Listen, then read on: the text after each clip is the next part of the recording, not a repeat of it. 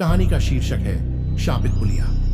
वह सर्द अंधेरी रात मैं कांपता हुआ रामपुर की उस तंग पुलिया को पार कर ही रहा था कि अचानक मेरी आंखों पर एक तेज रोशनी पड़ती है। आंखों के ऊपर हाथ फेरा तो दो अधेड़ उम्र के आदमी मेरी ओर आ रहे थे। वे चिल्लाए, कौन है वहां, कौन है? टॉर्च की तेज रोशनी से मैं उन्हें सही से नहीं देख पा रहा था। ज्यों ही मैंने पुलिया पार की तो उन्होंने मेरा रास्ता रोक लिया। वह खाकी वर्दीधारी पुलिस के दो गठीले जवान थे। उन्होंने पूछा, कौन हो तुम और रात के 2 बजे यहां क्या कर रहे हो? हालांकि यही सवाल मेरे मन में भी उठ रहे थे कि आखिर इतनी रात को ये पुलिस के जवान यहां क्या कर रहे हैं। आज से पहले तो मैंने इन्हें कभी नहीं देखा। मैंने बहुत ही सहजता से जवाब दिया, मैं यहां के प्रधान खेवट लाल जी का पुत्र हूं। यह सुनते ही उनके चेहरे पर विस्मय का बोध हुआ। शायद यह नाम उनके लिए नया था। मुझे भी अचरज हुआ कि रामपुर पुलिस स्टेशन में शायद ही कोई पुलिसकर्मी हो जो पिताजी को न जानता हो। आखिर बड़े बड़े अफसर पिताजी के मुरीद जो थे, सभी उनके व्यवहार के गुण गाते नहीं थकते थे। मैंने उन्हें जवाब दिया, मेरा नाम कमल है और मैं शहर के अस्पताल में डॉक्टर हूं। मुझे अस्पताल में रात की आपातकालीन सेवा देनी होती है, इसलिए मैं रोज रात को गांव से शहर निकलता हूं। मेरा जवाब सुन वह दोनों आश्वस्त नजर आ रहे थे तो मैंने भी कुछ चैन की सांस ली, क्योंकि जो भी मैंने उन्हें बताया वह झूठ था। मैं कोई पेशे से डॉक्टर नहीं था और ना ही मुझे कोई रात की ड्यूटी देनी होती थी। हाँ, यह जरूर सत्य था कि मेरा नाम कमल है और मैं रोज रात को यहां से गुजरता हूं।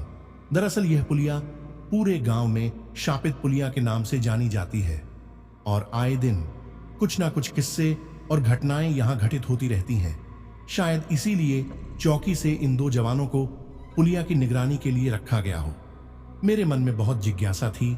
इस पुलिया का रहस्य जानने की कई लोगों से सुना था कि इस पुलिया पर एक काला साया रहता है। मैं भूत प्रेत पर विश्वास नहीं करता, इसलिए मैं वो रहस्य खोजने हर रात इस पुलिया की तरफ चल देता हूं। लेकिन आज तक मेरे साथ कुछ भी विचित्र घटित नहीं हुआ। उन दोनों पुलिसकर्मियों ने मुझसे पूछा, आप रोज 2 बजे रात को यहां से गुजरते हो, क्या आपको डर नहीं लगता? यह तो मालूम है ना कि यह एक शापित पुलिया है और रात को यहां से गुजरने की मनाही है। कल रात पड़ोस के गांव के दूध वाले के बर्तन में दूध की जगह खून निकला। हमने उससे बात की तो बार बार इस पुलिया का नाम लेता है और पसीना पसीना हो जाता है। इसके आगे चूं तक नहीं करता। ये बात तो पता है ना, या इससे भी अनजान हो? मेरे लिए तो यह अचरज भरा था, क्योंकि कल रात 2 बजे मैं यहीं पर था और उस समय तो कुछ ऐसा घटित नहीं हुआ था। तो भला यह कैसे संभव था? शायद मेरे जाने के बाद यह सब हुआ हो। तो मैंने फैसला किया कि मैं कल कुछ देर और ठहर लूंगा इस पुलिया के पास। मैं वापस आया तो पिताजी से आग्रह किया कि आप पुलिया पर से पुलिस हटवा लीजिए। वहां पर ऐसा कुछ भी विचित्र नहीं है, यह केवल गांव वालों का भ्रम है। पिताजी अक्सर मेरी सलाह लिया करते थे तो उन्होंने भी इस पर हामी भरी। मैं तो दरोगा साहब को कब से कह रहा हूं कि भूत प्रेत कुछ नहीं होता, बेवजह ही सिपाही की तैनाती की बैठे हैं। इतनी ठंड है, बाहर क्या हाल होता होगा बेचारों का। मैं कल ही उनसे इस बारे में बात करता हूं। यह कहते ही पिताजी अपने कमरे में चले गए। उन्हें नयापन रास नहीं आता। अपने जमाने की चीजों से उन्हें अत्यधिक लगाव है। शायद इसीलिए उन्होंने कभी अपने कमरे की मरम्मत ही नहीं करवाई। सुबह पिताजी पुलिस स्टेशन गए और पुलिया से पुलिस हटवा कर ही वापस लौटे। दरोगा जी बहुत सम्मान करते हैं पिताजी का, तो बात मान ही ली। दरोगा जी भी बड़े सज्जन इंसान हैं।